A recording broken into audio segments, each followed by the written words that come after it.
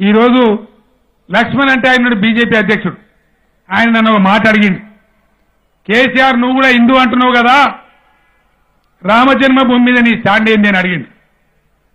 నేను ఒక మాట అడుగుతున్నా, లక్ష్మణ్ గారు మీది రాజకీయ పార్టీ, ప్రజల కోసం పనిచేసే పార్టీ, లేకపోతే మత ప్రచారం చేసే పార్టీ? ఆ స్టాండ్ ఫస్ట్ నువ్వు చెప్పు. నీ స్టాండ్ నువ్వు చెప్పు, ఆ తర్వాత నేను చెప్తా. ఎందుకంటే రామ జన్మభూమి, రావణ జన్మభూమి, శ్రీకృష్ణ జన్మభూమి, కంస జన్మభూమి, దుర్యోధన జన్మభూమి, ఇక సత్యభామ జన్మభూమి, శూర్పణఖ జన్మభూమి, ఈ పంచాయతీలు రాజకీయ పార్టీలు చేయాలన్నా? ఏ జన్మభూమి ఎవరిదో, ఏది ఎక్కడున్నానో నిర్ణయించాలి. ఎవరు నిర్ణయించాలి? అగో శృంగేరి పీఠంలో జగద్గురు శంకరాచార్యుడు ఉన్నాడు, అగో చిన్నజీయర్ స్వామి ఉన్నాడు, పీఠాధిపతులు ఉన్నారు, ధర్మ ప్రచారకర్తలు ఉన్నారు, మఠాలున్నాయి, మతాధిపతులు ఉన్నారు. వాళ్ళు చేయాలి. మన రాజకీయ నాయకుల పని కాదు. మనం ప్రజల సమస్యలు పరిష్కరించాలి.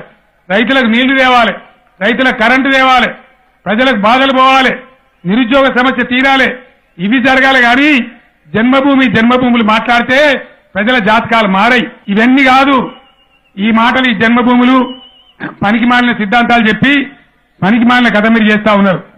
ఇదే విధంగా మీరు ఎలా జన్మభూమి ఎవరిది అనే పంచాయతీలు తెంపుడు కాదు రాజకీయ పార్టీల పని, ప్రధానమంత్రుల పని కాదు. అంత అత్యవసరం అనుకుంటే 2 వర్గాలకు పంచాయతీ ఉంటే మ్యాటర్ సుప్రీంకోర్టులో ఉన్నది, న్యాయస్థానాలున్నాయి, వాళ్ళు తేలుస్తారు. దాన్ని మనం జోక్యం చేసుకోవాల్సింది కాదు. ఇలా ప్రజల సమస్యలు కావాలి. మాట్లాడితే హిందూ అని మాట్లాడతారు. ఎవరు మేమంతా హిందువులం కాదా? పిల్లగాళ్ళు పుట్టి 21 దినం చేసుకుంటలేమా? పెరిగిన పోరగాళ్ళకి పెళ్లిళ్ళు చేస్తలేమా? అయ్యగారిని పిలిచి సత్య తద్దినాలు పెట్టుకుంటలేమా? మనం గుళ్ళకు పోతలేమా? గుండు కొట్టించుకుంటలేమా? బీజేపీ వాళ్ళు చెప్తేనే పోతున్నాం. మనం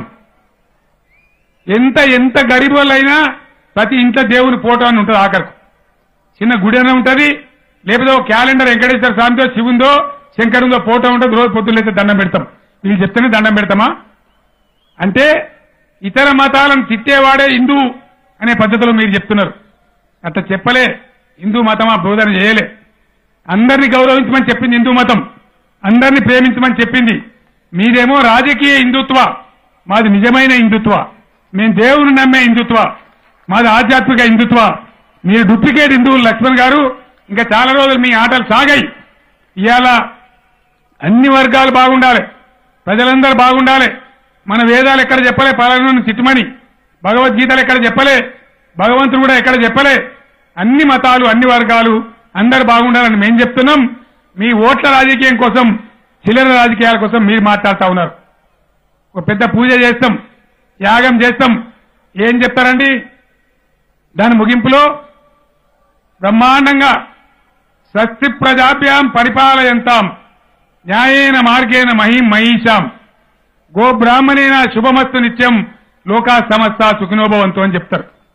అంటే సమస్త లోకంలో ఉండేటువంటి మనుషులే కాదు, అన్ని వర్గాల మనుషులే కాదు, సమస్త జీవరాశి సమస్తం కూడా కళ్యాణంగా సంతోషంగా ఉండాలని చెప్పి చెప్తారు. కానీ నువ్వు ముస్లింలను తిట్టు, నువ్వు క్రైస్తవులను తిట్టు, ఇదా మీరు చెప్పే రాజకీయం? కాబట్టి ఈ పిచ్చి పిచ్చి పరిచయాలు మానుకొని ఇప్పటికైనా రాజకీయ ఎజెండా మనం తీసుకోవాలి, ప్రజలతో ముందుకు పోవాలి.